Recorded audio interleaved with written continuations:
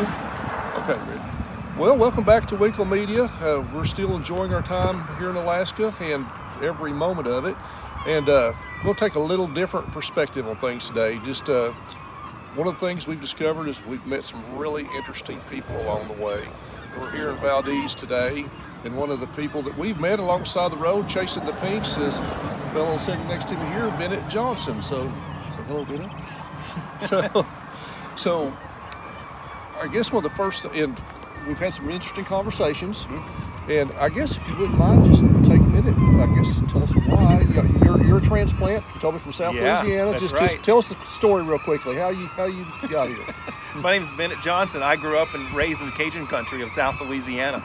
I got sick of the hurricanes and the 95-degree heat, and I started watching TV shows about Alaska. And we watched one too many TV shows, and we dropped everything. That's the short version. We dropped everything and committed career suicide to live a different kind of life in Alaska, a semi-off-grid life, a remote life in the backcountry, and we fully embraced it. And that was, gosh, it's been over a decade now, and it's the best thing we ever did for my relationship, my health, my marriage, and our lifestyle. It has not been easy. It's been risky. It's been frustrating, but it's been unbelievably rewarding, and I wouldn't change it. Well, that was what I was going to ask you next. Because yeah. You've told me you've had a chance to live abroad. You lived in Europe for a while, and of course, obviously, from the lower 48. So what? I guess you've told me all these things, all the positives. What is it? Is there anything you can pinpoint that made you feel this way? Yeah. My wife and I made career decisions to give us flexibility over. We stopped chasing just money and things and chased a quality of life that few people realize they can have. And that's why we made this life, and we sought ultimate mobility. And so when the opportunities came, we were able to snatch at them and grab them when other people couldn't, because they were anchored down with other things in life. And we made some hard decisions and made some sacrifices. And we lost friends, by the way, and some family members who were very frustrated and disappointed that we were leaving our hometowns. And why do we love Alaska? We love the remoteness, we love the beauty, we love the solitude, we love the lifestyle of wild adventure. Alaska truly is one of the last frontiers on the planet where you can live in a home that's comfortable, but as you step out your front door, you are looking off into millions of acres of untouched wilderness. There are peaks, we are sitting here among peaks that men have never set their foot on. And that's what makes it wild and special. We had that discussion on the way up. There are many places here that Oh yeah. No one has ever seen them before. That's right. So, yeah. I with our travels, and I think I mentioned this to you before, we've just thought that we can get a good taste of this in western Colorado or Montana or other places, but it just goes on forever. And it goes on forever. And the wild side is that the person could get, basically you could just disappear here, you could be hurt. There's a lot of things that it's just the remoteness and the I think somewhat the intrigue and danger of it is somewhat appealing. Yeah, the intrigue and the danger and the challenge of it. Alaska's changing. You've seen this. Money's coming to Alaska, and in the 10 years we've lived here, we've seen the urban sprawl start to happen. We've seen the crowds come in. Alaska is changing, and once people discover it and start moving in, it'll be gone forever. The remoteness and the wildness will change this place, and we want to see it before that happens. We're not against that happening. It's going to happen because other people will love it as much as we do, but we want to see it before that happens. But I can tell you firsthand, after a decade of living here, Alaska is unbelievably beautiful, unbelievably wild, terribly deadly, and terribly dangerous. And but it's all part of that adventure. And yeah, there's something irresistible about being right on the edge of that danger that you just embrace. And it's a wonderful life, and it makes for great stories if you live to tell about them. Well, that is a good segue for me. Then my next question is, I think someone has started a YouTube channel that talks about maybe being able to their lifestyle in Alaska, and tell us the name of that channel if you don't mind, and kind of some of the things you do. I've watched a little bit of it, and I've enjoyed it. It's been thoroughly entertaining. Sure. And that was one of the reasons I wanted to sit down and visit with you, because it really is for people who haven't visited here. It gives them a good taste of what to expect. So yeah, tell us about that a little bit. Like you, Tommy, I love to tell stories.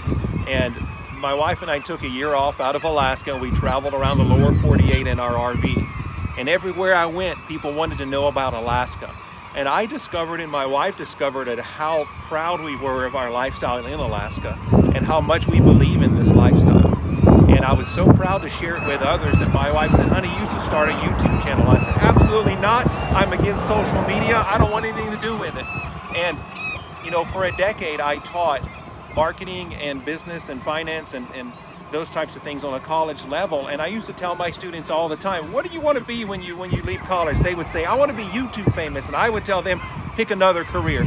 Well, I owe a few thousand students an apology because after telling all those thousands of students not to do a YouTube channel, here I am 18 months into a channel called Living My Alaska, and the catchphrase is, there's nothing mild when you live this wild.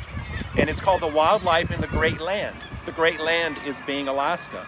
And we put our topics into 4 buckets: hunt, harvest, homestead, and adventure. And that's basically our life in a nutshell. How we hunt to feed ourselves, how we harvest through the land and we grow things.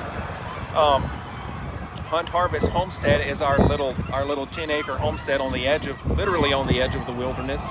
And then the adventure encompasses everything that lifestyle involves.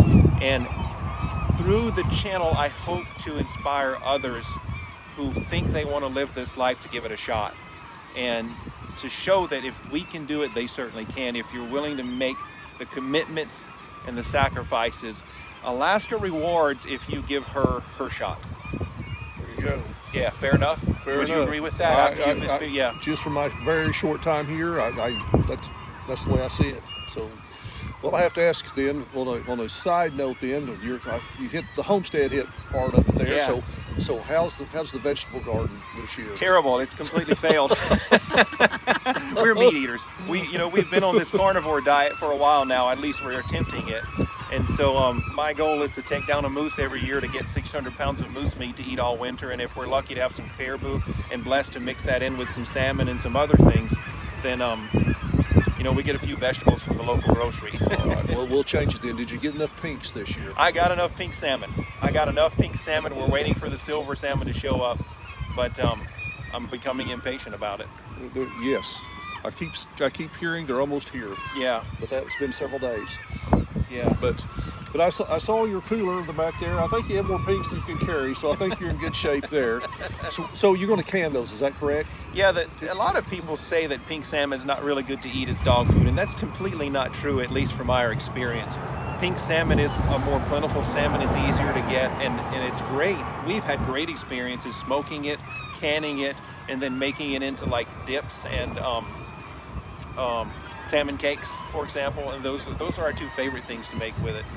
And anytime you need like canned salmon for any kind of recipe, the pink salmon is fantastic. Excellent. Yeah. Excellent. So the moose hunt's next, is that right? It's about that time, right? Yeah, Alaska moves through the seasons really quickly. We go from, here's how basically Alaska works, and I guess I'll start from springtime. Well, let's start from summertime. Summertime is wild. It's daylight almost 24/7. We're all exhausted. We're all sleep deprived. We're all a little crazy. All we do all summer is desperately try to make repairs on anything, on our homes, on our vehicles, try to grow gardens and anything else we can do before winter hits. And then suddenly the fish show up, so we go straight from repair season into fishing season, then straight from fishing season into hunting season. So it's caribou and then moose and maybe fall bear. And then we go from that. By the time October hits, hunting season's generally over and we're exhausted. There you go. And then we spend from October to December processing meat and canning fish, right?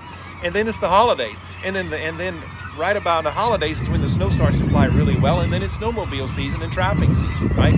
And so we go from snowmobile season from usually January all the way up through the end of March, and then guess what? You have about 30 days to rest, and then it's bear hunting season, spring bear. And then right after bear hunting season, you're back into summer. And it starts all over again.